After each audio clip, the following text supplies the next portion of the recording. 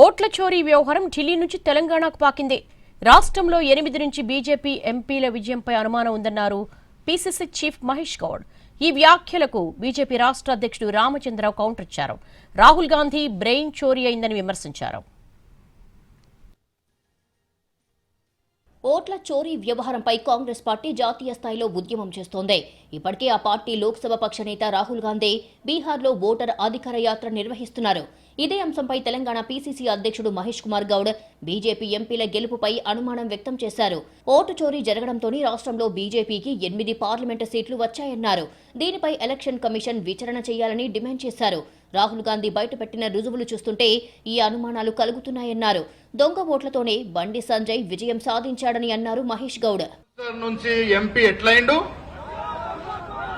దొంగ ఓట్లు వేసుకునేండు. కరీంనగర్ లో కూడా ఇలా రాహుల్ గాంధీ ఓట్లు బయట పెట్టినారంటే కరీంనగర్ కూడా దొంగ ఓట్లతోనే గెలిచినట్టుగా నాకు అనుమానం ఉన్నది.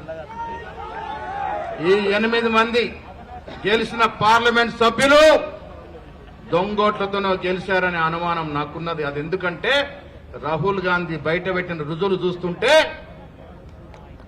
ఒక్కొక్కడికి ఓటు జగిత్యాలలో ఉన్నది, కరీంనగర్లో ఉన్నది, చొప్పదండిలో ఉన్నది, వేములవాడలో ఉన్నది. ఎట్లుంటుందయ్యా?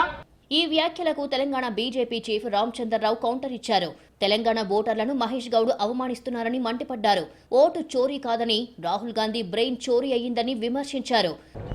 ఏ ఎలక్షన్స్ ఏ ఓటర్ లిస్ట్ మేము గెలిచామో వాళ్ళు అదే గెలిచారు కదా. ఏ ఓటర్లు అయితే నిన్ను గెలిపించారు, నన్ను గెలిపించారు, వాళ్ళని మనం అవమానపరుస్తున్నట్టు లెక్క. ఈ తెలంగాణ ఓటర్లని కాంగ్రెస్ పార్టీ అవమానపరుస్తున్నారు. ఆ ఓటు చోరీ అనేది రాహుల్ గాంధీ చెప్పినట్టు మాట.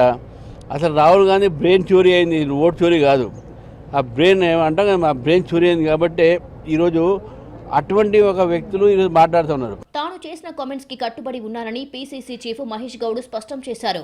కరీంనగర్ లో 69 ఓట్లు ఎలా నమోదయ్యాయని ప్రశ్నించారు. నేను నిన్న చేసినటువంటి ఆరోపణ వ్యక్తపరిచిన అనుమానం కట్టుబడి ఉన్నాను. రాహుల్ గాంధీ గారు మహారాష్ట్రలో జరిగినట్టు ఓటు తతంగము, ఓటు చోరీ మీద, ఓట్లు దొంగలింపు ప్రక్రియ మీద రుజువులతో సహా బయటపెట్టినారు. ఒకే ఇంట్లో 49 ఓట్లు నమోదైన మహారాష్ట్రలో. ఇందే మా మిత్రులు సమాచారం ఇచ్చారు. కరీంనగర్ పట్టణంలో ఒక ఇంట్లో 69 ఓట్లు నమోదై ఉన్నాయి. ఎలా సాధ్యమవుతుంది ఇది? కాంగ్రెస్ పార్టీ రాముడిని బీజేపీ సభ్యుడిగా చూస్తూ ఎగతాళి చేస్తోందన్నారు కేంద్ర మంత్రి బండి సంజయ్.